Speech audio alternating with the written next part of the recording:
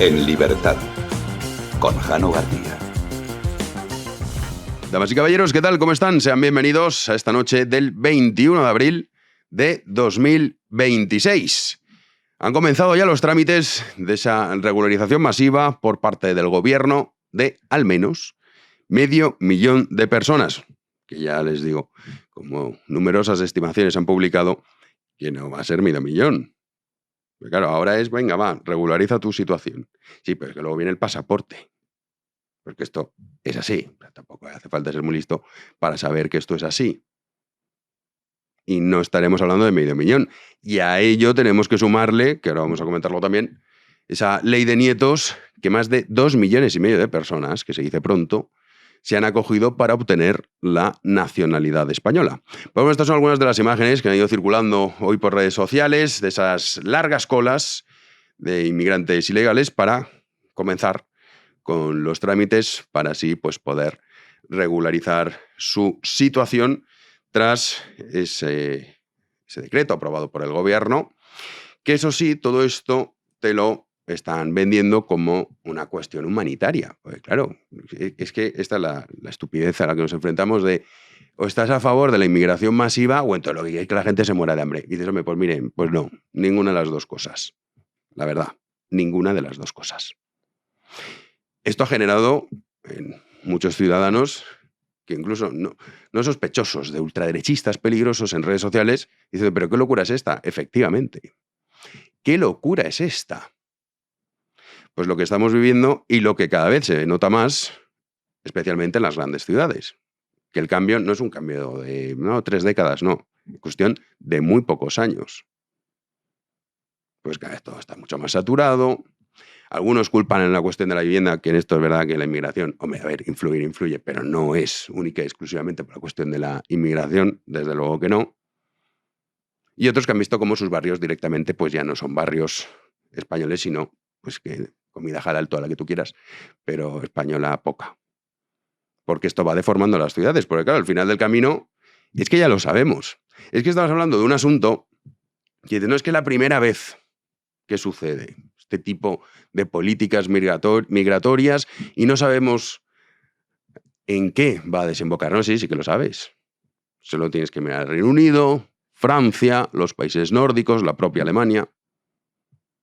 El final del camino de este disparate pues es el que están sufriendo esos países. Que en España ya hay zonas que lo empiezan a sufrir. Ahora bien, todavía estamos muy lejos. Es cierto que como esto es lo que está cambiando el sentido del voto entre los países occidentales, pues ya tenemos casos como el de Mers, refugiados, decía, bueno, ¿nos podéis ir a vuestra casa ya? Y también cada vez vemos como los líderes europeos, es verdad que en este caso Sánchez no, porque Sánchez además lo que pretende es dejar un país ingobernable, están empezando a cambiar. El ejemplo perfecto es Francia. Ese es el ejemplo perfecto. Pero es hacia dónde vamos. O sea, no va a ser diferente el resultado. Es que es absurdo pensar que si todos han hecho esto y han llegado al mismo problema, tú no. Tu resultado será diferente. Pues no va a ser diferente. Pero más allá de esa regularización, hay que tener en cuenta también lo que es la ley de nietos. ¿Y esto qué es? Bueno, pues esto lo publicaba ABC, los datos que ha publicado. Más de 2,5 millones de extranjeros han pedido la nacionalidad española vía ley de nietos. ¿Y esto en qué consiste? Pues que si usted está en un país hispanoamericano, por ejemplo, y su abuelo o su bisabuelo era español, entonces usted tiene derecho a tener la nacionalidad española por una cuestión de justicia intergeneracional y todos estos rollos que le cuentan. 2,5 millones. Bueno, hasta ahora se han aprobado 531.297, insisto, 531.297 solicitudes y solo se han rechazado 7.032. 7.032. El resto sigue en tramitación. Tardará más o menos, pero estamos hablando de millones de personas que van a tener la nacionalidad española, es decir, el pasaporte español. Todo súper legal, ¿eh? Esto es todo súper legal. Se ha seguido el procedimiento, lo digo porque esto ya de la inmigración legal y ilegal, pues es que este debate ya fue. Ya fue, si es que ya no se está hablando de este asunto, igual que en Francia, igual que en el Reino Unido, igual que en los países nórdicos. No, es que ya tiene el pasaporte. No, pues como te pilla haciendo un delito, en algunos países están endureciendo las leyes para poder retirar la nacionalidad. Pero claro, eso es muchísimo más complicado.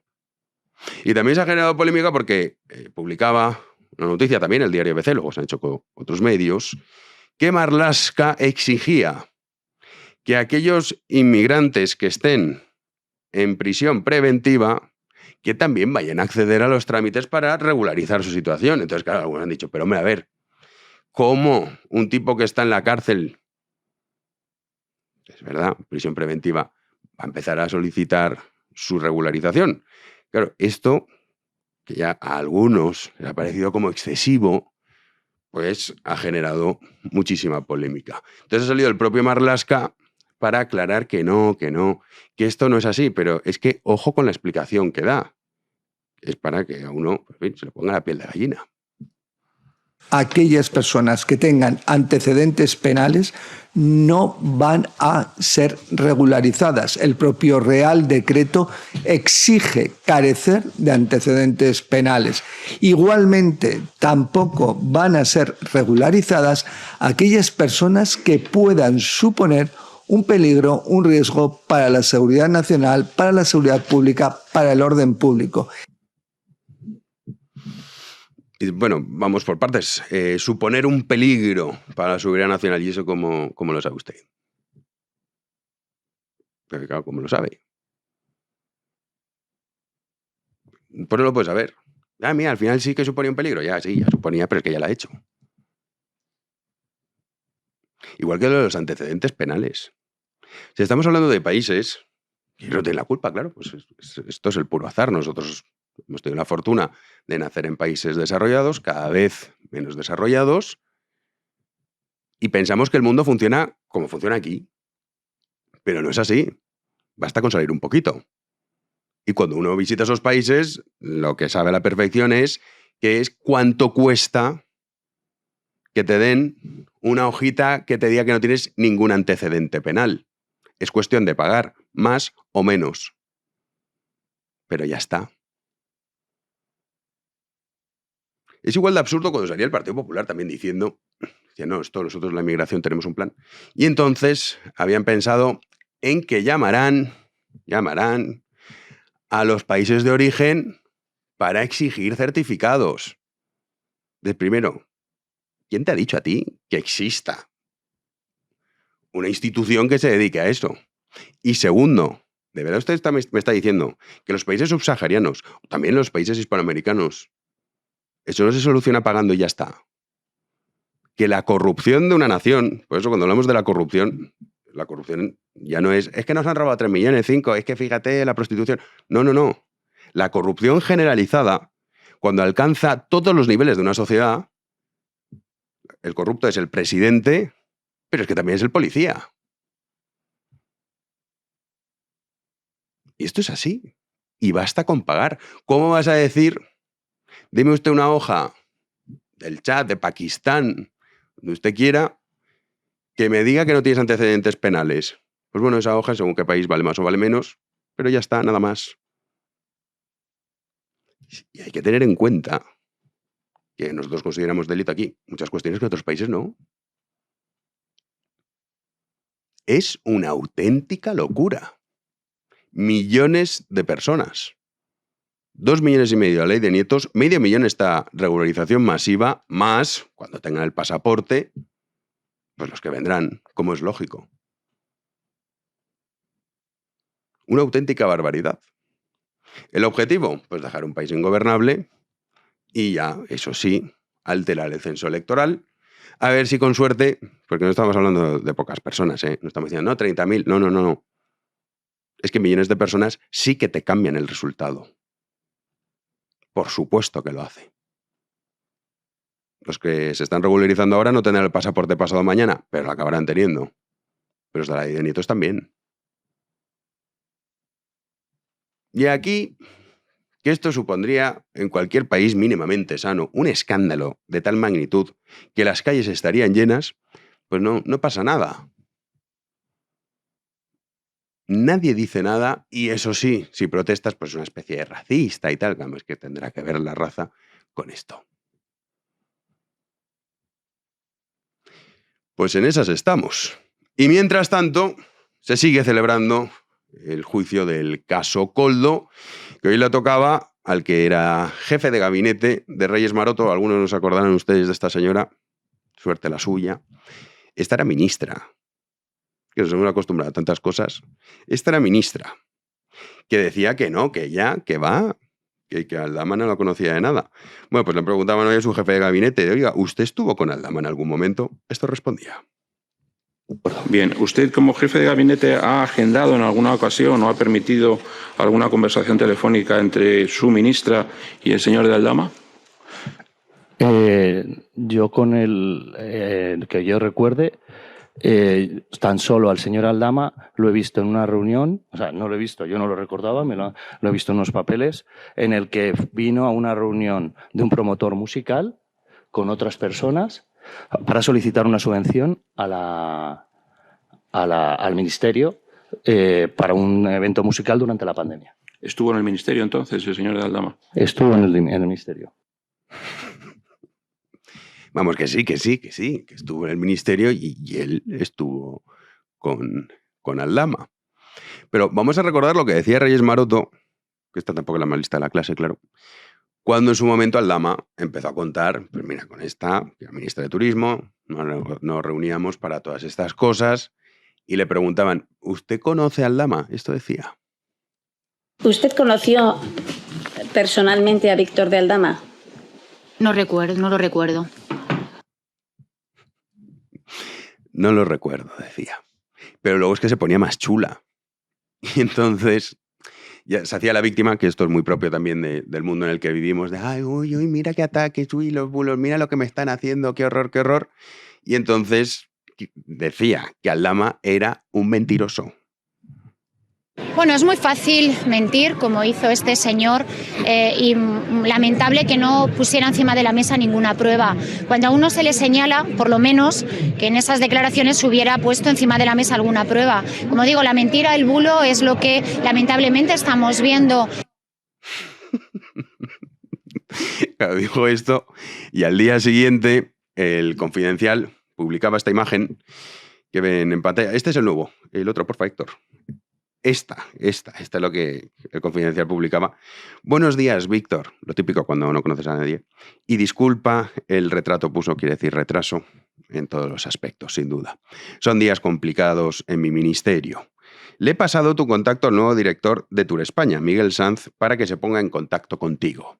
Buenos días, ministra, lo entiendo, no se preocupe. Perfecto, muchas gracias. Espero su llamada o WhatsApp. Saludos. ¿Quién? ¿Qué mentiroso, qué bulo? Al día siguiente. Y luego hoy conocemos más mensajes, en este caso de Aldama a Koldo, que le dice, pues entonces vamos a Reyes. Reyes Maroto, claro. Reyes es a las 16. Reunión con Reyes, muy buena las dos. Y ha dicho que consigue el dinero para el segundo proyecto, los 3 millones. La que no recordaba conocer a Víctor de Aldama, la que la acusaba de mentiroso y se hacía la víctima por estas manipulaciones y mentiras. La única mentira en todos los aspectos es este gobierno. Lo triste es que la sociedad española parece que no le importa nada su propio país. ¡Comenzamos! Antes de ir con las noticias, vamos con nuestro queridísimo Alberto Garín. ¿Qué tal, maestro? ¿Cómo estás? Aquí me tienes en el estudio, pendiente como siempre del Golfo Pérsico. Sí, vamos con ese parte de guerra, porque hoy, presuntamente, que se dice ahora mucho esta palabra, terminaba el alto el fuego. Entonces, esta noche del martes 21 sí. Era cuando se acababa ese alto el fuego que habían lo conseguido Estados Unidos e Irán con la mediación de Pakistán. Una mediación que se sigue plasmando en el hecho de que, en principio, la delegación de Estados Unidos se encuentra de nuevo en Pakistán, donde prevé poder reunirse con la delegación iraní y a partir de ahí ver si se da o no continuidad a este alto el fuego. Es muy curioso porque Donald Trump en las últimas horas ha declarado que Irán había roto numerosas veces este alto el fuego, lo cual no es del todo incorrecto, hay que reconocerle, pero parece que va calentando la situación por si decide que ya no van a continuar con esta tensa paz, sino volver a acciones bélicas. Y claro, en esto, Jano, es muy interesante porque hay quien considera que en realidad esto del alto el fuego no es más que una excusa en lo que llegaban las nuevas tropas que puedan ser empleadas en este combate en el Golfo. Como aún no ha llegado, a lo mejor tiene que colocar una excusa más. Sí, esto se lleva diciendo desde el principio que era para ganar tiempo en una de las tantas tesis que hay. Pero yo más que... Y es una cuestión que también hablábamos antes de contarlo en el parte, en relación al bloqueo.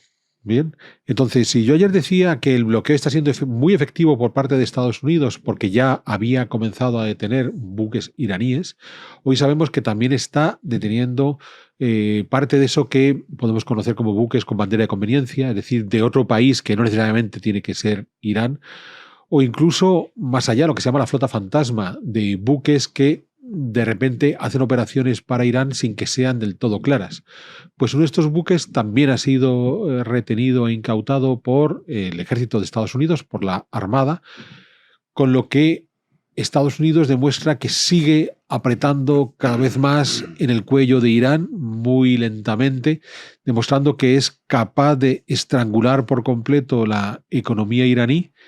Y a la larga, si esto fuera así, el hecho de si el alto el fuego continúa o no continúa, si llegan o no llegan tropas, pues pudiera ser, Jano, que en realidad sea mucho más eficiente que sigan con este estrangulamiento económico que volver a las operaciones de guerra. O sea, podría ocurrir que esta noche se acabará alto el fuego, que de alguna manera entremos en el riesgo de nuevos combates y que no se produzcan, porque al final encuentren más interesante el seguir con ese estrangulamiento económico. Sí, bueno, esto solamente el tiempo nos lo dirá.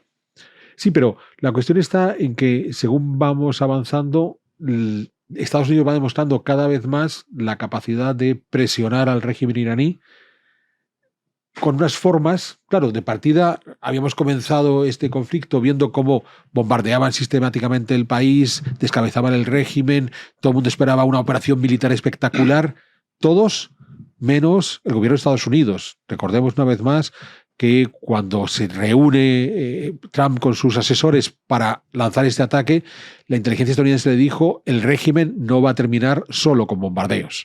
Entonces, a lo mejor para el público en general pensaban que están viendo una película de héroes y que con bombardeos acababa todo. Diremos, pero entonces no habían previsto que el estrecho de Hormuz se iba a cerrar y demás.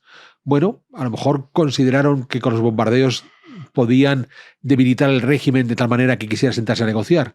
¿No quieres? Pues no te preocupes, que tenemos más armas para poder ir consiguiendo esa presión. Y ya digo, esta sobre el aspecto económico quizás está siendo más eficiente que la... Ojo, más eficiente después de haberlos arrasado, sí, después de haberlos arrasado militarmente. O sea, si no hubieran hecho el capítulo primero de arrasar militarmente, el estrangulamiento económico no va a ningún sitio. Pues sí, así es. Estaremos pendientes de qué es lo que ocurre. Igual que vamos a estar muy pendientes este jueves de tu paso por Zaragoza, Alberto Garín. Pues sí, este jueves, que es el día de San Jorge, el día del libro, estaré en Zaragoza firmando mi libro sobre el Renacimiento.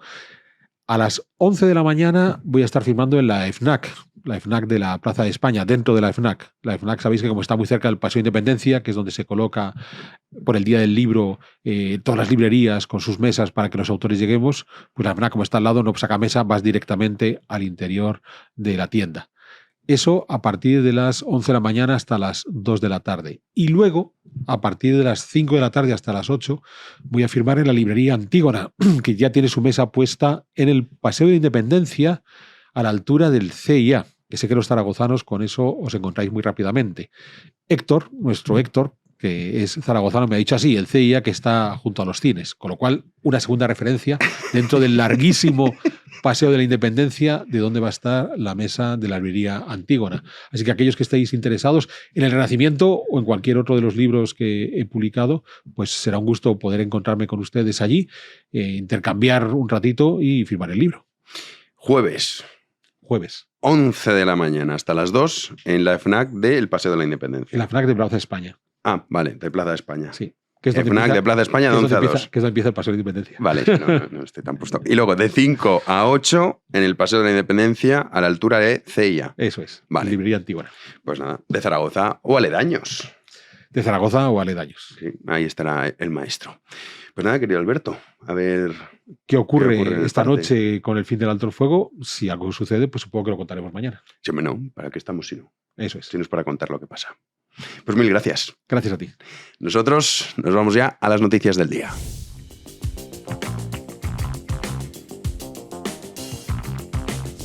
Recibimos ahora sí a Juan Andrés Ruber. ¿Qué tal, Juanan? Hola, Jano, ¿qué tal? Muy buenas noches, ¿cómo estamos? Pues aquí, viendo cómo nuestra España deja de ser España. Vaya imágenes, las de las colas masivas. Luego, si quieres, comentamos en tertulia, pero además están haciendo ya negocio para conseguir colarse entre esos turnos para lograr esa regularización masiva que ha aprobado el gobierno. O sea, es un delirio tremendo.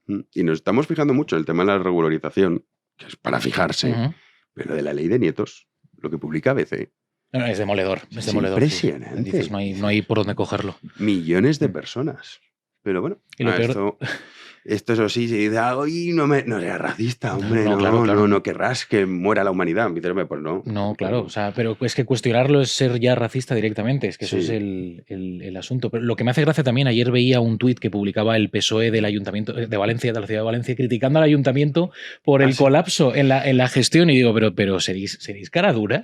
Y además le contestó el community manager del Partido Popular de la Comunidad Valenciana, diciendo, no tenéis vergüenza ni la conocéis, porque es que, claro, ¿qué dices ante eso? O sea, es toda una locura. Y también se está acusando a Feijóo de racista por estar torpedeando con sus ayuntamientos este proceso. Es un auténtico Son unos miserables. Sí, verdad. pero millones de tíos con pasaporte español, y a ver luego cómo deshaces este asunto. Porque es que ya lo de la inmigración ilegal, hay que dejar de hablar de ese asunto ya, la inmigración ilegal. No, es que eso ya otra fase ya. Y además el crecimiento es exponencial. Entonces, claro.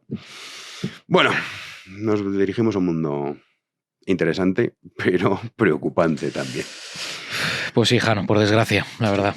No, pero no se preocupen. Dicen, oye, ya, claro, fíjate cómo está todo, las grandes ciudades todas colapsadas. El gobierno ha lanzado... ¿Cuántos planes llevan de vivienda? 27.000 planes. No lo sé, para solucionar el problema de la vivienda en los próximos años, como si no llevaran ya 8 años gobernando. Sí, eso es claro. lo que me hace gracia de todo este asunto. Pues a ver qué chorrada han contado. Pues una chorrada, Jano. Pero bueno, nosotros, nuestro deber Tenemos es que contar contarlo. lo que pasa, sí, hay que contar lo que pasa porque el gobierno ha aprobado este martes el Plan Estatal de Vivienda 2026-2030 con el que pretende encarar la crisis, supuestamente encarar la crisis del sector durante los próximos 4 años. El plan no requiere de aprobación en el Congreso y cuenta con una dotación de 7.000 millones de euros, el triple que el proyecto anterior. Ha recibido el espaldarazo definitivo en el Consejo de Ministros, al que ha llegado 7 meses después de que se conocieran sus líneas maestras, vamos a decirlo, en septiembre del año pasado, en 2025. Este proyecto incluye 2 novedades importantes: el blindaje como públicas de todas las viviendas protegidas que reciban fondos estatales, es decir, no podrán descalificarse pasados unos años, y el aumento, por otro lado, de las ayudas para la construcción de vivienda pública, que se va a destinar de forma mayoritaria al alquiler con un precio máximo de 900 euros al mes. Así lo explicaba, o trataba de explicarlo, la ministra de Vivienda, Isabel Rodríguez. Y con esas máximas, con esas bases que pusimos en la conferencia de presidentes, es sobre la que hemos trabajado este texto, este plan, para dar una respuesta estructural al problema. No valen parches Cuando dicen respuesta estructural. y no hay varita mágica. Y este plan concentra esa respuesta estructural desde la conformación de la vivienda como estructura básica hasta la regulación para evitar que el mercado se coma las rentas de la familia. Joder. La verdad es que no sabía por dónde salir. La papeleta era obviamente complicada, y más aún cuando le ha preguntado, oiga, pero ¿cuántas viviendas públicas ha construido el gobierno desde que ustedes están en el poder? No ha sido capaz de contestar. Pues que además el problema de la vivienda, que también está diciendo, es que el gobierno no construye. No, si es que eso ya, o sea, partir de esa premisa es de un fracaso espectacular. Que digas, ¿cómo que vas a necesitar que el gobierno te construya una casa? O sea, ¿de qué estamos hablando? Tendría que usted mismo, por sus propios medios, trabajando, ser capaz de comprarse una casa. O sea, permitir que se construya muchísimo más, pero ¿cómo que el gobierno, que siempre habrá gente que, pobrecita, no podrá ni trabajar, pues vale, pero como una cosa excepcional, anecdótica? Aquí no, aquí esto te lo plantean como hay que solucionarlo así. Claro. Es otro síntoma de la pobreza de este país. Sí, y de que el español medio a día de hoy no puede permitirse una vivienda en las principales ciudades de España. No, vamos. Ese es el gran drama. Pero acuérdate de ese vídeo con Sánchez allí en campamento, con las obras que iban a iniciar ahí para construir, no sé, eso lleva eternizándose ahí en el tiempo y vemos que van sacando planes y no consiguen solucionar el problema. No, pero bueno, no te preocupes, que ahora con 2 millones de inmigrantes que van a venir, ya va a estar mucho mejor la cosa. Claro. Vamos con este caso, que es verdad que pasó desapercibido, pero parece que se va a hacer justicia. Sí, en un ministerio que habría que clausurar directamente. O bombardear. El de transición ecológica no, porque contaminaría demasiado. Por eso mismo. Vale. Bueno, vamos a ponernos serios. La juez... yo lo digo en serio, no decía de coña, Vale. Bueno, como quieras. Luego, si quieres, hablamos del plan para... Que lo vacíen, pero que se bombardeen. Previamente, ¿no? Bueno, pues el edificio es bonito y tal, ¿no? Pero como generalmente son feísimos, además que los edificios modernos son horrorosos, porque antes los ministerios, Ministerio de Agricultura, que tenemos son edificios señoriales. Pero es que se han hecho en los últimos años una cosa espantosa. O sea, dinamita, como Manuel Llamas, ¿no? Sí, bombardeo, con quizá. Televisión Española. Sí, bueno. Me da igual, me vale cuál de las dos. Bueno, para el caso, la juez encargada de investigar el accidente en la pasarela del Bocal en Santander, en el que fallecieron 6 personas y una resultó herida de gravedad, ha decidido ampliar la acción penal a quien fue jefe de servicio de proyectos y obras de la demarcación de costas de Cantabria desde que se instaló la infraestructura hasta mayo de 2023, momento en que se jubiló. En un auto hecho público este martes le imputa a él y a otros 2 técnicos del Ministerio para la Transición Ecológica 6 delitos, ojo, de homicidio y un delito de lesiones por imprudencia grave. La magistrada señala que este funcionario ostentó una posesión de garante respecto de la seguridad estructural de la pasarela y tuvo la obligación de promover, ordenar o verificar las actuaciones de inspección y mantenimiento necesarias. La providencia llega una semana después de que la juez haya recibido el primer informe pericial desde que comenzó la instrucción. Esto le permite sostener que la ausencia de inspecciones y mantenimiento adecuados pudo impedir detectar y corregir el progresivo deterioro de la infraestructura y que esa omisión pues generó un riesgo relevante que se materializó en ese colapso trágico de la pasarela, matando a 6 personas. Sí. Sí, la típica noticia que pasó desapercibida, que es una cosa muy grave, o sea, porque por negligencia, por no mantener en forma, bueno, bien la estructura de esa pasarela, pues murieron 6 personas. Sí, que esperemos que el caso de Adamuz también acabe con todos los culpables sentados en el banquillo. O sea, que es una mala noticia, pero dentro de una mala noticia, pues un poco de esperanza de que se haga justicia. Porque claro, esto es, uy, qué mala suerte, ya está. No, ya está, ¿no? Claro. O sea, que has matado por tu negligencia a 6 personas. Igual que el accidente de Adamuz, esto es lo mismo. Efectivamente. O sea que...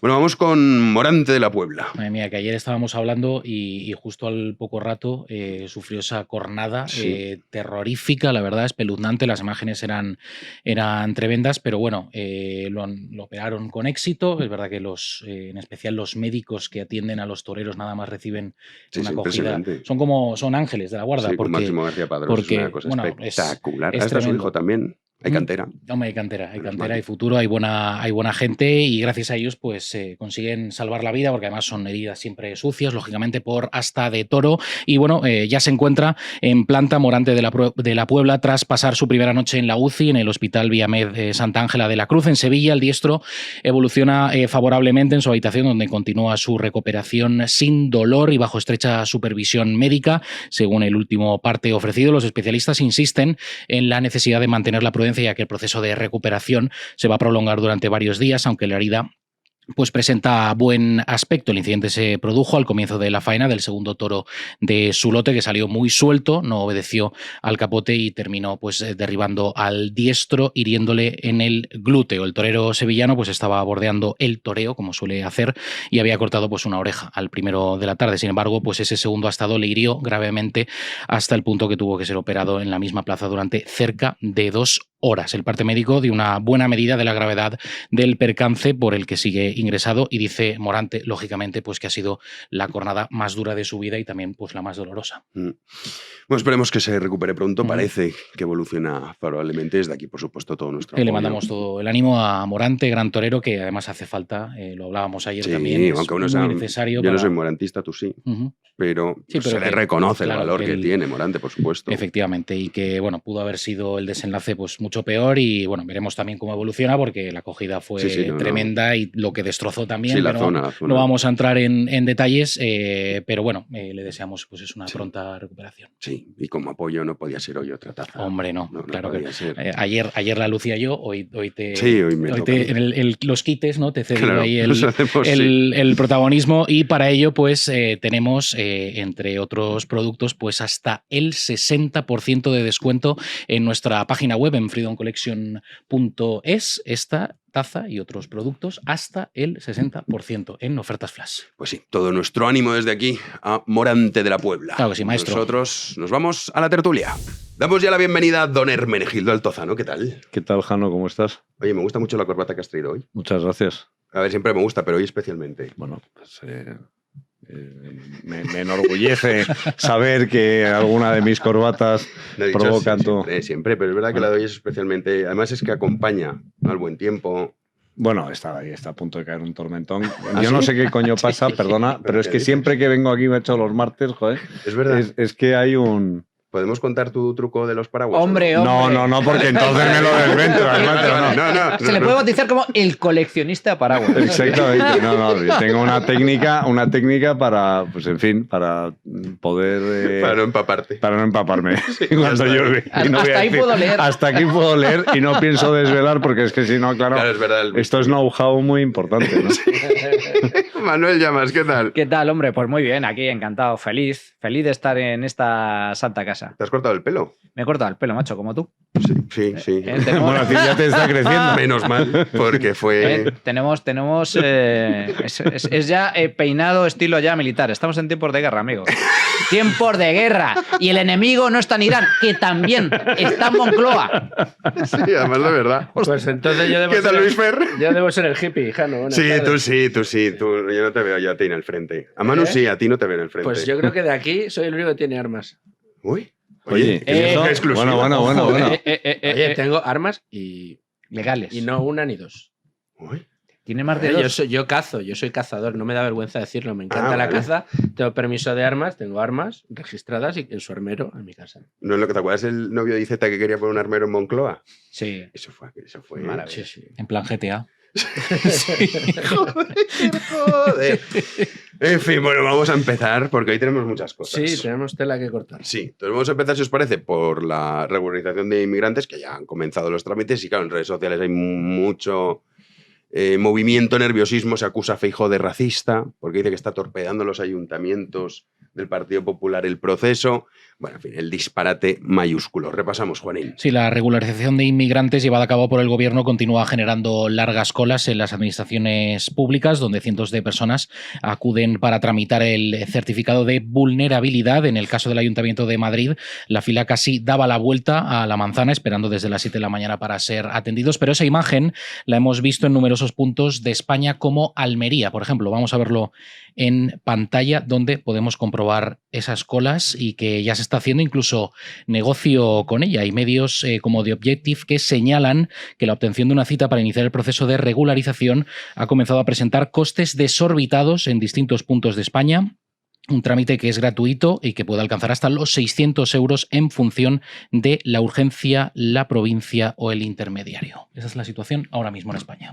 Hermene. Bueno, pero entiendo que son, es decir, no es una tasa que te están cobrando, sino simplemente es el precio que le pone alguien al lugar tiempo, en la claro, es el precio que le pone al tiempo que tardas en que eso es en casi que te atiendan. Anecdótico. Eso pasa, es un tipo eso ha pasado siempre. Sí, es decir, yo creo el problema, eso sería la anécdota o la epidermis de algo mucho más profundo, que es, bueno, pues es una medida improvisada por una parte desde el punto de vista administrativo, pero muy pensada desde el punto de vista de estrategia, primero de táctica y después de estrategia política y electoral.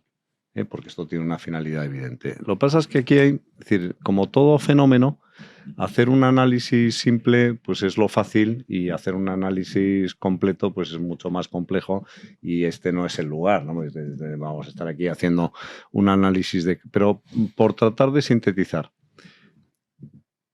Hay aspectos buenos de la regularización, porque es decir, ya estás partiendo de que, claro, la gente dice, no, es que no va a haber viviendas para todos, pero si ya están aquí, o sea, es decir, ya están viviendo en algún sitio, o sea, no es que venga la gente de fuera, son personas que ya están aquí.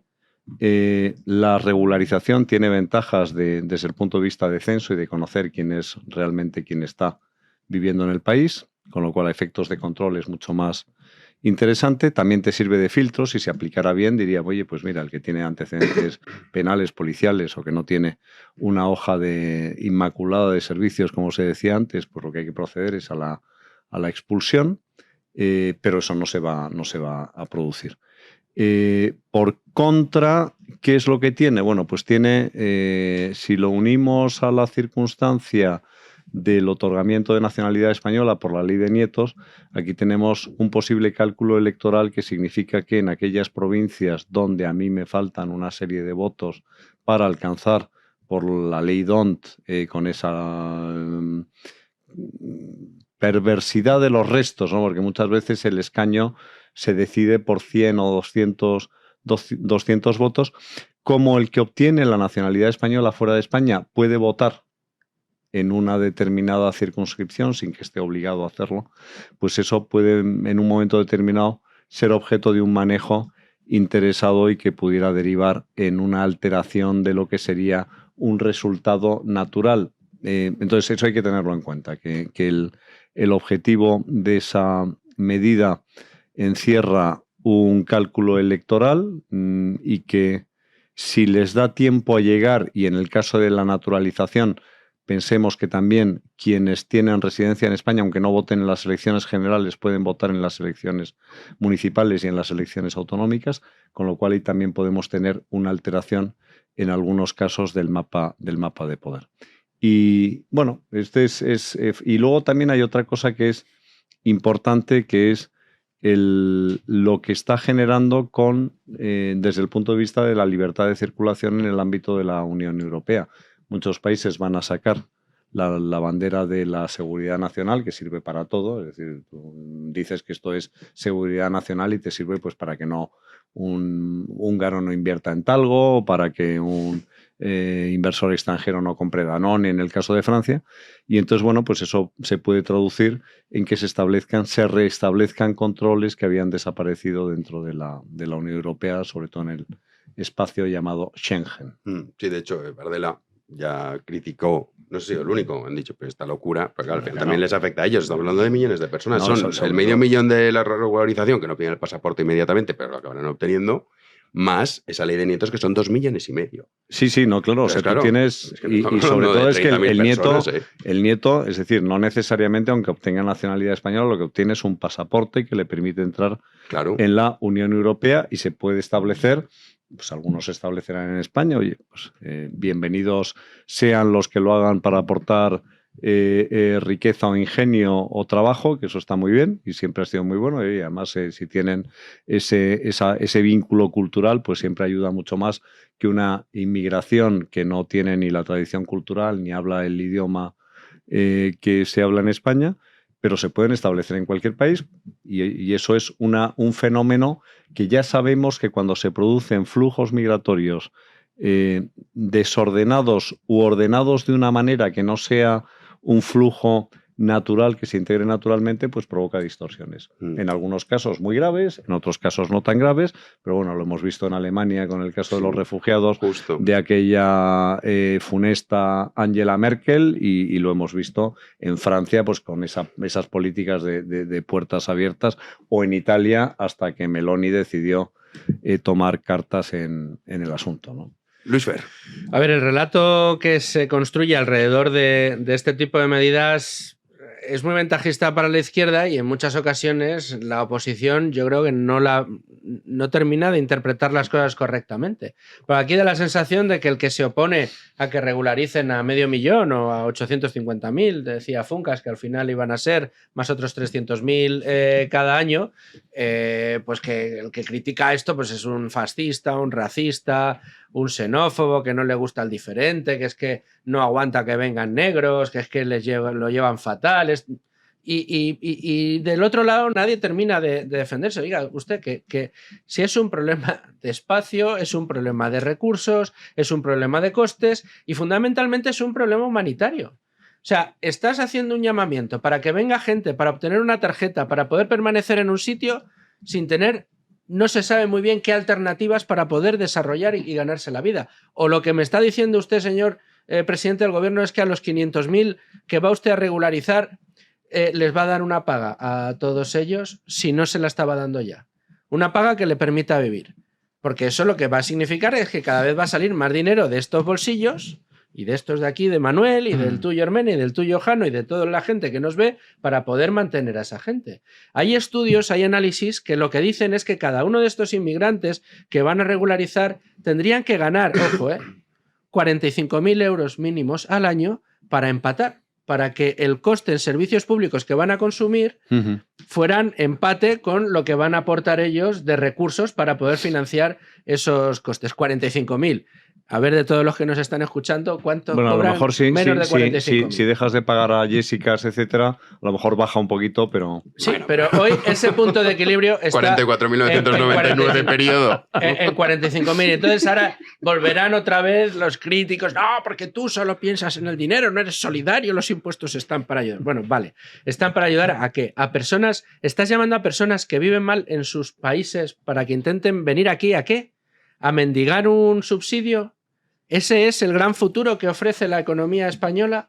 ¿No sería preferible, no sería mucho mejor que en lugar de incentivar realmente qué es lo que estás incentivando, no estás incentivando a gente miserable que viene a tratar de buscarse la vida en España, estás incentivando a las mafias que se lo llevan crudo para que esta gente llegue hasta aquí? Y dices tú, no, lo de los 600 euros por la cita es un problema de epidermis, estoy de acuerdo, pero va muy en comunión, va muy al hilo de las propias mafias que de lo que hacen es negocio diciendo, oye, que en España te van a dar los papeles gratis, que yo he estado en la cárcel, me da igual, pierde el papel, tú di una declaración responsable de que no tienes antecedentes penales y te dan y solo tienes que guardar cola. Y mira, y si pones 600 euros más hasta te saltas la cola. Y esta es la cosa, estás incentivando mafias. ¿A quién está beneficiando la política de puertas abiertas de papeles para todos del gobierno de Sánchez? ¿Está ayudando a los inmigrantes? No. A quienes está haciendo ricos es a las mafias. Es a las mafias que juegan con la vida de la gente. Y lo que estás haciendo es condenando aquí a la miseria a mucha gente que está viniendo y que va a venir más por este llamamiento, pensando que aquí van a tener un futuro extraordinario, y lo que estamos viendo es que de futuro extraordinario absolutamente nada. Estás celebrando desde los satélites de la izquierda, con palmas, alegría y lágrimas, un proceso de regularización masiva que lo que está convirtiendo es en cronificar pobres que ya vienen de casa. Y no van a buscarse aquí una vida mejor, sino que van a venir aquí a sufrir la más absoluta miseria. ¿Y cómo se soluciona esto? Dice usted, pues con procesos ordenados. ¿Cuántos puestos de trabajo? Si en España hacen falta muchos puestos de trabajo cada año. ¿500.000 de puestos de trabajo? No. Pero sí hay muchos puestos de trabajo que se quedan por cubrir. Sí que habría muchas maneras de decir, oiga usted, puede venir, tiene que cumplir una serie de requisitos. Si en 2 años no ha montado usted un negocio y le va bien, aquí no se puede quedar. Hay otras maneras de hacerlo. Pero decir papeles para todos, vengan todos, que aquí no pasa nada, que va a haber paguitas para todos, no es la mejor manera, porque estás condenando a la gente a la miseria. ¿Por qué? O sea, para mí es la gran pregunta. La gran incógnita es por qué el gobierno ha regularizado de forma extraordinaria ahora. Ellos hablan de 500.000, son muchos más. Las estimaciones hablan de 1 millón de inmigrantes ilegales que residen actualmente en España, que con la posibilidad del reagrupamiento familiar se puede ir fácilmente al 1,5 millones. Y eso como de forma más o menos moderada, que la cifra, algunos hablan de hasta 2 millones, 2,5 millones. La cuestión es ¿por qué? ¿Por qué el gobierno de España ha facilitado la llegada, en primer lugar, de inmigrantes ilegales como nunca antes en la historia reciente de este país durante los últimos años. España se ha convertido en la puerta de entrada a la inmigración ilegal de Europa. ¿Y por qué? Una vez que ya están aquí, el gobierno opta por la regularización extraordinaria. Y es más, ¿por qué opta por la regularización sin necesidad ni siquiera de tener contrato de trabajo? Porque la última gran regularización la llevó a cabo Zapatero, antes del estallido de la burbuja inmobiliaria, cuando estábamos en medio de la euforia 2005. económica, año 2005. Regularizó a muchos inmigrantes que estaban trabajando aquí de forma ilegal. Pero requería, una de las condiciones era tener contrato de trabajo, estar trabajando. En este caso no se requiere ni siquiera tener puesto de trabajo. Por lo tanto, yo me pregunto, ¿por qué? Y yo creo que la respuesta es en línea con lo que estaba comentando Hermenegildo. ¿Por qué el gobierno hace esto? Pues yo creo que hay varias opciones, varias posibilidades. La primera, porque polariza. Es decir, el propio gobierno lo está utilizando ahora contra el Partido Popular y contra Vox. ¡Ah! Sois racistas, sois xenófobos. Y por lo tanto, eso, el hecho de que les tilde racistas, de xenófobos, contribuye a la polarización política. Y eso en última instancia le favorece a Pedro Sánchez. Que Pedro Sánchez, en última instancia, una de sus estrategias es dividir y polarizar la sociedad para intentar movilizar a los suyos. En segundo lugar, persigue también un objetivo puramente electoral. Aunque ahora mismo no puedan ser nacionales y por tanto no puedan votar en las elecciones generales, sí lo van a poder hacer muchos de ellos en el año 2031. E incluso, bueno, sí. En el 2031, es decir, en las elecciones generales del 27 no, en las del 31. ¿Por qué? Porque muchos de estos inmigrantes ilegales son hispanoamericanos, que se integran de forma mucho más sencilla y demás. Pero muchos de estos hispanoamericanos hay convenios. 2 años. 2 años. En 2 años van a poder solicitar la nacionalidad y por lo tanto en el 31 podrán votar. Lo hemos visto en las últimas horas, días, con muchos medios de comunicación, periodistas que van a las colas y le preguntan al inmigrante que está en la cola, ¿qué le parece la regularización? ¡Hombre, pues qué le va a parecer! Pues maravilla. ¿Y qué le parece Pedro Sánchez? Pedro Sánchez es el salvador, es un héroe para muchos de ellos y por lo tanto se está cosechando nuevos futuros votantes para el Partido Socialista a medio plazo. Tercera derivada. Es cierto que el efecto que va a tener sobre la vivienda es limitado porque muchos de estos inmigrantes ya están en España y por lo tanto no va a tener efecto. Pero sí va a tener efecto muy posiblemente en servicios públicos, porque van a tener más acceso a determinados servicios públicos. Y eso, en última instancia, ¿a quién perjudica? En un contexto en el que la mayoría de servicios públicos básicos en España ya están colapsados, como es el caso de la sanidad, como es el caso de la educación, como es el caso de la justicia. Pues a las comunidades, ¿a quién perjudica? ¿O a quién le afecta fundamentalmente? A las comunidades que están gobernadas por el Partido Popular. Que son las que tienen las competencias en sanidad, en educación, en justicia y en servicios sociales. Por lo tanto, tercera derivada, también perjudica al PP y por lo tanto beneficia al PSOE. Y por último, y para mí lo más relevante, estas colas que estamos viendo ahora es para pedir certificado de vulnerabilidad. Certificado de vulnerabilidad que una vez que ya tienes los papeles te da o te otorga derecho a cobrar prestaciones no contributivas, prestaciones asistenciales, como por ejemplo el ingreso mínimo vital o prestaciones, subsidios de desempleo, paguitas, para que nos entendamos, paguitas. Y esto es lo que más le interesa al Partido Socialista. ¿Por qué? Porque con las paguitas, amigos, logra voto clientelar, que es lo que busca en última instancia. Es decir, todo esto no está pensando Pedro Sánchez ni en el bienestar de los inmigrantes, ni en los pobres de África, ni en el bien del país. Está única y exclusivamente pensando una vez más en sí mismo. Para mí, Pedro Sánchez se le ha comparado con Orbán, que para mí no es comparable. Se la ha comparado con Hugo Chávez, se la ha comparado con Kirchner, con Perón. Y yo me iría un poquito más atrás en la historia. Para mí, el líder el líder con el que realmente tiene más similitudes Pedro Sánchez, para mí es un emperador romano que lleva por nombre Nerón.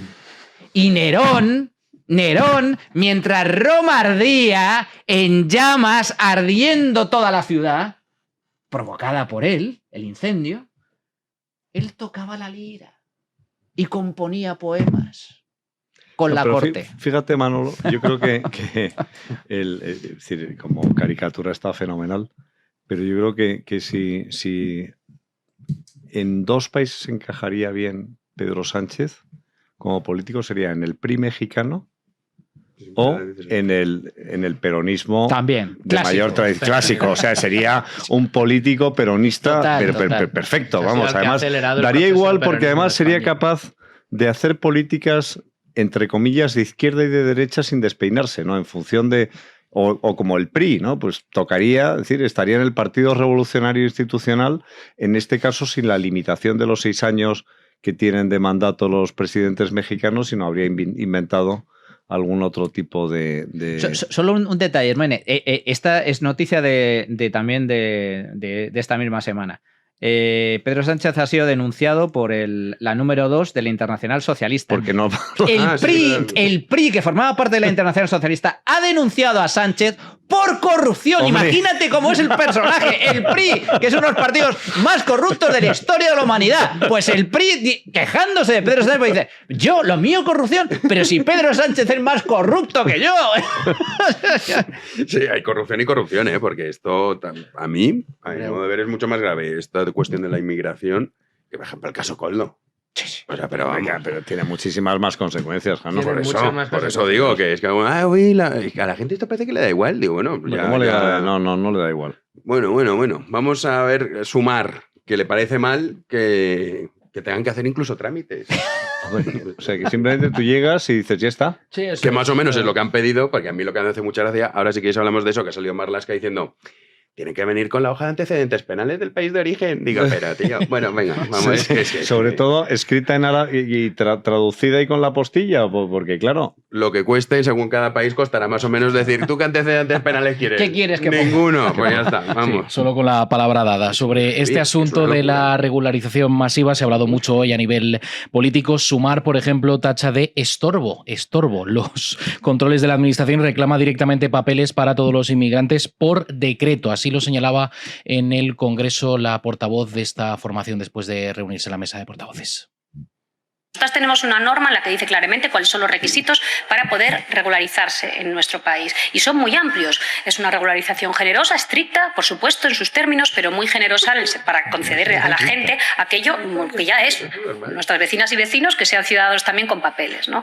Y entonces yo le hago un llamado a todas las administraciones públicas para que dejen de, digamos, entorpecer y para que pongan todos los medios a disposición. Tenemos un plazo limitado. Por favor, tenemos que poner todo sobre la mesa en este momento para que la gente que quiere regularizarse pueda ejercer su derecho. Pero vamos a ver, alma de cántaro. Tenemos un plazo limitado. Mi pregunta es, ¿qué va a ocurrir cuando transcurra ese plazo y no se hayan producido las... ¿Cuál es el efecto? ¿Va a haber expulsiones? No. ¿O va a haber una prórroga por un Real Decreto Ley en el último momento diciendo que como consecuencia de la saturación de los servicios que no ha sido posible y que por tanto... Pero si es que al final, es decir, si el problema no lo tienes en el modelo que has diseñado. Si da igual, si la regularización ya se está produciendo de facto. O sea, en el fondo tienes razón lo que dice esta buena señora, ¿no? Porque dices, los obstáculos, si es que los obstáculos da igual, si no hay ningún obstáculo, si ya el mero hecho de que tú hayas declarado la voluntad de regularizar ya está operando como una regularización de facto, porque todo el que estaba ya aquí lo van a regularizar.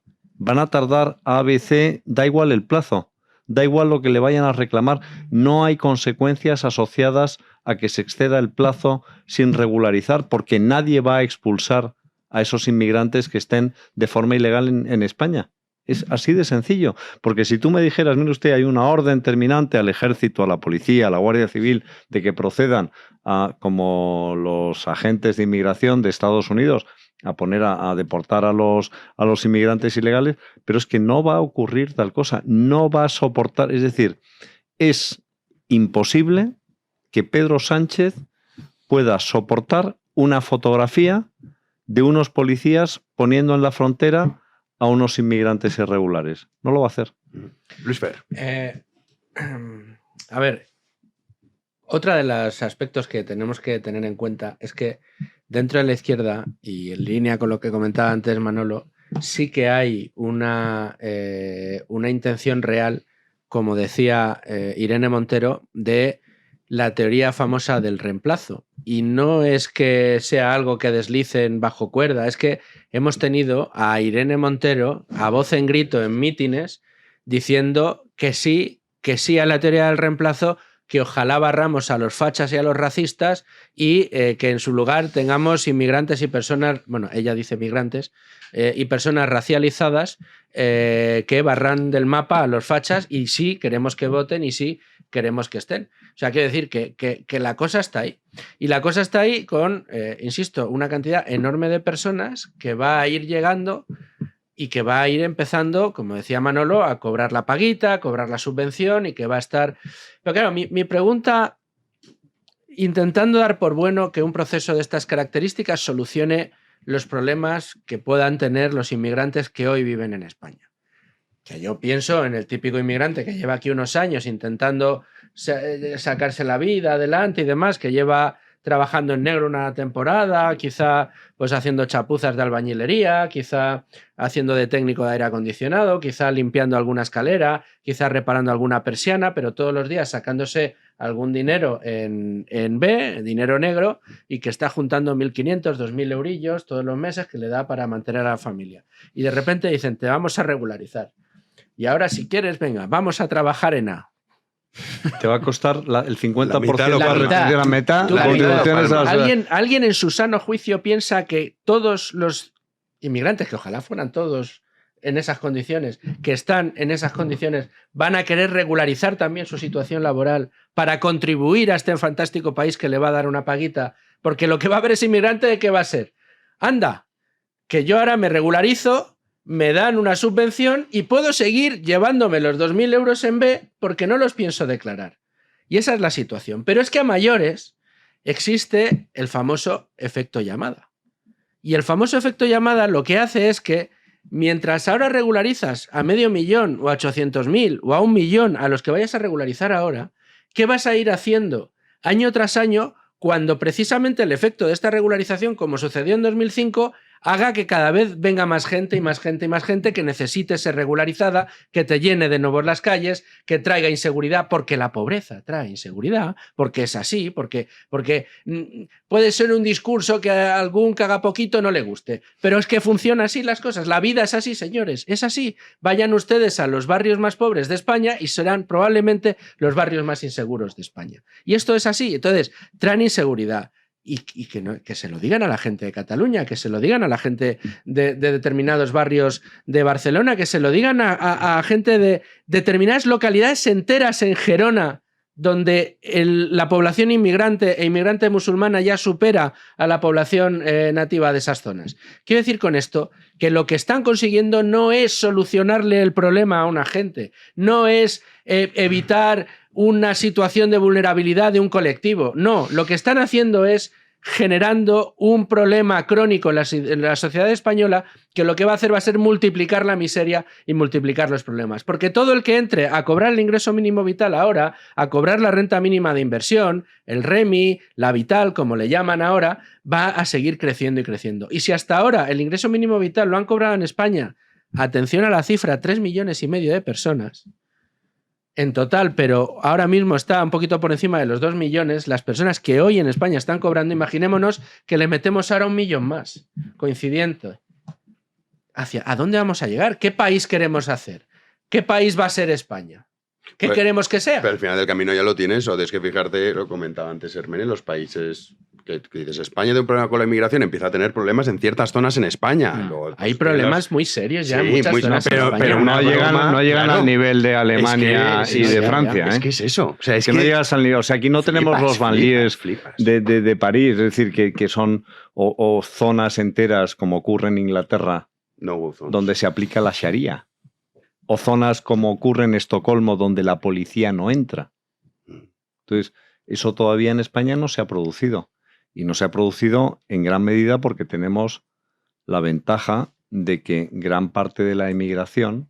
¿Qué pasa por aquí? No, gran parte que pasa por aquí, si es hispanoamericana, se queda, pero tiene una mayor facilidad de integración por varias razones. Por razón cultural, por razón de religión, por razón de lengua, por razón de compartir los mismos muchos valores. De los que vienen del sur, Marruecos y... Sí, a eso me refiero. Esos tienen España de paso. Bueno, ya no tanto. Ya muchos se quedan. Bueno, es decir, habla con algún francés. Mira, ahora mismo estamos en el otro día vi la última estadística que con la proyección hacia 2030 de una población de 50 millones, donde 40 millones eran nativos, locales, y 10 millones, 9 y pico, eran emigrantes o inmigrantes, como quieras llamarlo. Es una locura. Entonces, que es una locura, sobre todo, no es una locura cuando hay una base común. Es decir, si tú compartes, a ti no te importa que en España vivan 3 millones de italianos o 4 millones de portugueses. Quiero decir, no sería tan problemático. Te estoy exagerando las cosas. Pero sí lo es cuando se trata de personas que no comparten culturalmente o tus valores. Entonces, pues, pues tienen esa relación que además le gusta tanto a la izquierda, porque a la izquierda le apasiona el Islam, justamente que va en contra de todos los valores que dice proclamar la izquierda, la igualdad de la mujer, el empoderamiento y este tipo de cosas. Entonces, yo creo que tiene, o sea, por volver a lo de antes, porque yo creo que es un debate que es muy importante porque se va a ahondar en los próximos años y va a condicionar mucho varias cosas. Primero, la estructura económica de España. Es decir, si seguimos con un Estado asistencial que acoge y que sigue, como decía Manu antes, repartiendo paguitas, esto tiene un final muy claro. Tenemos, por una parte, una población que envejece. No es cierto que los nuevos contribuyentes, puede ser cierto en un esquema de Ponzi organizado, como es el caso de la seguridad social, donde encima tienes los que hablan de una legitimación moral, son los primeros que te dicen, voy a engañar a los inmigrantes para que vengan aquí para pagar las pensiones nuestras. O sea, le está usted diciendo a estos señores que ellos no van a cobrar la pensión y que lo que están contribuyendo va a servir únicamente para pagar las pensiones de los que ya se han jubilado. Porque es lo que están diciendo con el discurso de que vengan más inmigrantes para pagar las pensiones. ¿Y las de ellos qué? ¿Quiénes las pagan? ¿Más inmigrantes todavía? ¿Así hasta el infinito o hasta que se termine, ¿no? Tienes un problema con las pensiones. Población que va envejeciendo. Tienes un problema con una ampliación de esa base de receptores de ayudas del Estado. Tienes una ampliación de otra base electoral de carácter clientelar, que son los funcionarios y los empleados públicos, es decir, va creciendo el número de empleados y funcionarios públicos, y al final que vas a tener un país con una población activa que va a soportar cada trabajador a 2 dependientes. ¿Eso quién lo aguanta? ¿Y cómo vas a pretender que realmente quienes valen o quienes tienen la capacidad de no vayan a huir del país y votar con los pies para buscar una vida próspera donde no haya un robo organizado que se quede con el 50% de sus ingresos? Pues mira, hablando de robos, vamos con Air Europa, que ha estado Javier Hidalgo hoy en el Tribunal Supremo. Juanín. Sí, el Tribunal Supremo ha reanudado este martes el juicio, entre otros, al exministro José Luis Ábalos con una nueva tanda de testificales. También ha declarado el ex CEO de dicha compañía, Air Europa. Javier Hidalgo ha negado ante el alto tribunal haber pagado 500.000 euros, medio millón de euros, a Ábalos o a Koldo García en relación con el préstamo concedido a la aerolínea durante la pandemia. Dice doña Leonor que don Víctor de Aldama le ha dicho, en ningún caso don Víctor Aldama ha realizado... Reformule la pregunta con el hecho que usted quiera indagar del testigo, pero no ponga en boca del letrado que ha formulado la pregunta ese extremo. Bien, ¿usted ha entregado 500.000 euros al señor Ábalos o al señor Koldo por el rescate de Europa? No. Y preguntado por la contratación de Víctor de Aldama para desbloquear una deuda de $200 millones en Venezuela, recuerda que aquel no fue el primer conseguidor al que echó mano la compañía. No especifica más, pero la defensa de Aldama le ha repreguntado sobre José Luis Rodríguez Zapatero. Pues sí, pero claro que va a decir, ¿no? Es lo que no, pero primero sí, es verdad, sí, me dieron pero medio aparte, medio millón. Es decir, que uno va instruido por su abogado a estas claro. cosas y entonces, claro, salvo que la pregunta te la formulen bien, porque a mí, imagínate que yo no te pago a ti, pero le pago a este señor para que te dé a ti. Claro. ¿Usted le ha pagado a Jano? Digo, no. No. Claro, dice, ¿usted le ha pagado a Manuel Llamas para que le dé por debajo de la tal? Dices, claro, ya hay simientes, tienes un problema. También tienes, obviamente, claro, si eres testigo, tienes obligación de decir verdad, pero es que tú no, si eres imputado, no tienes el derecho a mentir, o el derecho de mentir. Pero en este caso es que, claro, las preguntas muchas veces lo ves desde fuera y no se formulan adecuadamente, ¿no? Porque dice, ¿usted le pagó? No. Dice, ¿usted pagó una sociedad cuyo último beneficiario es? Claro. ¿O usted pagó a alguien de tal manera que pudo haber beneficio derivado para? Pues, ¿o usted le pagó a alguien alguna cantidad para favorecer la... Si esto que tú comentas es lo que pasó con el caso Zapatero, con lo de Plus Ultra. Que Zapatero, no, a mí no me ha dado nada. Claro, a Julito Martínez, qué casualidad, que luego justo le empieza a pagar todos los años X cantidad. Claro, o sea, no va a decir, toma, Zapatero, tu nombre aquí, medio millón por informes orales. Pero bueno, consultoría oral. Claro. Y cuando hablan de análisis relevante, que también, o sea, la capacidad que tienen algunos políticos para ponerse medallitas, análisis relevante, era la sociedad de... Bueno, suena muy bien. Suena muy bien, suena, hombre. Eso justifica... Porque relevante es el que está detrás de la sociedad, claro. Evidente. No por el valor de los informes, que bien demostró en su día en la Comisión de Investigación, creo que era un senador del Partido Popular, que era cortapega. Es decir, que los informes en cuestión, los que se publicaron o a los que tuvieron acceso escritos, porque otros eran orales, eran corta y pega. Es decir, el rincón del vago tenía la misma utilidad que ese tipo de informes. Ahora con ChatGPT te facilita más. Bueno, pues medio millón y aparte también la contratación de sus hijas, de la agencia de sus hijas. Y es curioso esa pregunta que le hacían, ¿no? Cuando le preguntan por análisis relevante si conocía cuáles eran los clientes, y él decía que no, desconocía cuáles eran los clientes. Una sociedad que solo tenía un cliente, Plus Ultra, y un proveedor que le susurraba al oído las recomendaciones de consultoría, que era Zapatero. ¿Qué cosas tiene la vida? En fin. Pero, Manu, es que hay cosas, perdona, que se caen por su propio peso. Es decir, tú haces un análisis objetivo y tú dices, ¿qué es Plus Ultra? O sea, ¿qué era Plus Ultra? Porque cuando dice, no, es que hay que sostener, porque es una aerolínea, utilizamos aquí, hay dos palabras mágicas. Una es estratégica, que significa cuando tienes que justificar que algo pierde dinero, todo el mundo te dice, no, es que esto es una inversión estratégica.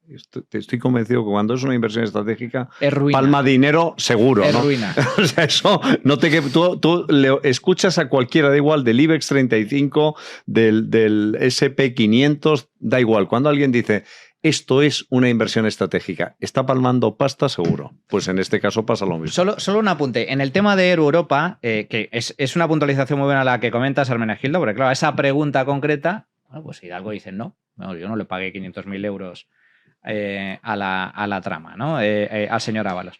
Pero al hilo de la investigación y al hilo de la información, sobre todo la información que se ha publicado en prensa, Air Europa hay una serie de hechos que son objetivos. Air Europa fue la primera compañía que accedió a ese fondo de rescate que puso en marcha el gobierno como consecuencia de la pandemia, con efectivamente la excusa de rescatar compañías estratégicas. O sea, para empezar, cualquier compañía debería ser considerada estratégica si gana dinero. Pero efectivamente se rescatan precisamente las que no ganan dinero. Curioso, ¿verdad? Bueno, la primera que, vamos, es que se crea el fondo y es la primera que recibe el dinero. Y por cierto, curioso también, fue el rescate o digamos que la solicitud que se tramitó con mayor rapidez y celeridad. O sea, otras compañías, otras grandes compañías también accedieron a ese fondo. Pero la resolución de su solicitud tardó muchísimo más que en el caso de Europa, que fue la más rápida. Es decir, fue express. Y luego, ¿qué sabemos al hilo de la información que se ha ido publicando? Por los mensajes, etcétera, que el que se sentaba hoy como testigo en este juicio, pues estaba presionando a Aldama para que se acelerara el rescate. Y Aldama, a su vez, le trasladaba esa presión a los miembros de la trama que están sentados en el banquillo de los acusados en el juicio. Que tenían la capacidad de decidir o de influir en la decisión del otorgamiento del... A Koldo y Ábalos. Y el propio Koldo, y esto no lo digo yo, el propio Koldo dijo en una entrevista, creo que con OK Diario, que él había escuchado, el tema de las palabras es importante, que él había escuchado que, bueno, que se había pagado dinero a Ábalos y que, bueno, que había un cierto papel que jugó Begoña Gómez. Y de hecho, en las conversaciones que también han salido publicadas, el propio Hidalgo, por boca de Víctor de Aldama, se comenta claramente que, oye, esto hay que sacarlo ya porque Hidalgo está muy nervioso y dice que va a hablar o ya ha hablado con la mujer del presidente. En fin, yo no sé si el rescate de Europa es legal o no. Todo apunta a que legal es. O sea, digamos que cumple los estándares que en su día se pusieron encima de la mesa. La cuestión es si hubo algún tipo de cobro de comisión de por medio para acelerar de alguna forma el proceso. Ahí está el tema. No se ha investigado, se ha intentado investigar por parte de la justicia y no se ha abierto investigación al respecto, pero sí hay una serie de conversaciones y de cuestiones que se han publicado que arrojan, desde luego, dudas, ¿no? El rescate de Europa se concedió en 70 días. 70 días. Estos son un poquito más de 2 meses. La media del resto de empresas que solicitaron y fueron concedidos o tuvieron concedido un rescate fue de 349 días. Casi un año.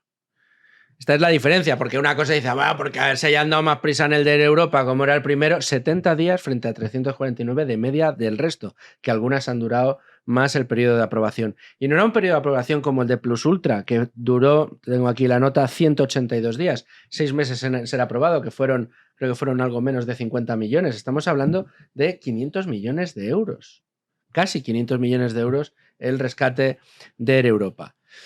Un rescate en el que el señor Hidalgo hoy ha apuntado, yo creo que no sin tino o no por casualidad, a 2 ministerios, a mi juicio, trascendentales en esa toma de decisiones y que rompen el discurso del Ejecutivo. ¿El gobierno qué está diciendo? El gobierno está diciendo, yo no sabía nada, si aquí había mierda la tenía el señor Ábalos, y si aquí hay un enmerdador es el señor Aldama.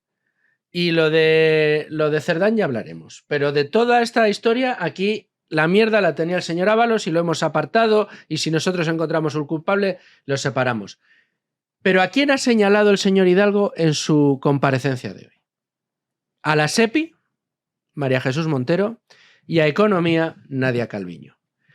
2 ministerios absolutamente claves para la concesión de ese rescate. Clave porque las conversaciones que hemos conocido por los sumarios entre Ábalos y María Jesús Montero hablaban de que habían estado los dos empujando para que ese rescate saliera adelante y que la que fue colaboradora necesaria para que ese dinero fluyera del bolsillo del contribuyente a el bolsillo de los señores de Globalia, del señor Hidalgo y de su padre, fue Nadia Calviño, el Ministerio de Economía. ¿Y qué fue lo que dijo Nadia Calviño y que sí aparece en los sumarios con mensajes de texto como prueba en esos sumarios. ¿Cómo le vamos a dar? Decía Calviño de otra manera, pero básicamente venía a decir, ¿con qué rostro le va a dar el gobierno en este momento en el que nos encontramos a Air Europa 500 millones de euros cuando los señores de Air Europa se acaban de repartir un dividendo cojonudo? Si necesitan un rescate, ¿por qué no han empleado los fondos propios que tenían para auxiliar a su compañía? Es que esto no se puede vestir de ninguna manera. No te preocupes, Nadia, que esto no sé qué. Y a ver qué más cosas ha hecho Nadia. Porque lo que ha dicho Hidalgo en sede judicial es las dos figuras que más han participado en el rescate que recibió mi compañía fueron el Ministerio de Economía y la SEPI. Bueno, y aquí no se tira sin pólvora. Porque eran las que tenían la encomienda por la regulación Pero entonces, ¿era una cosa solo de Ábalos o es una cosa que enmerda a los demás? No, es un problema. Quiero decir, esto es el propio... Primero aquí, o sea que vamos a ver de dónde venimos. ¿Quién toma la decisión de que las líneas aéreas no vuelen? O que la gente no pueda viajar. El gobierno. Con la declaración del estado de alarma. Es decir, el que decide cerrar o encerrar a los españoles en su casa y prohibir la libertad de movimientos vulnerando la Constitución, eso sí, sin ninguna consecuencia posterior y a pesar de que se declaró inconstitucional la declaración del estado de alarma, es el gobierno. Y aquí hay un instituto que se llama la responsabilidad patrimonial de la administración por funcionamiento normal o anormal de los servicios públicos. Es decir, si a mí mañana no me dejan trabajar y como consecuencia de esa prohibición de trabajo yo quiebro y esa declaración es ilegal, como se demuestra a posteriori, yo me dirijo contra el responsable de la prohibición y le reclamo todos los daños y perjuicios. Igual que si tú me causas un daño, te reclamaría todos los daños y perjuicios.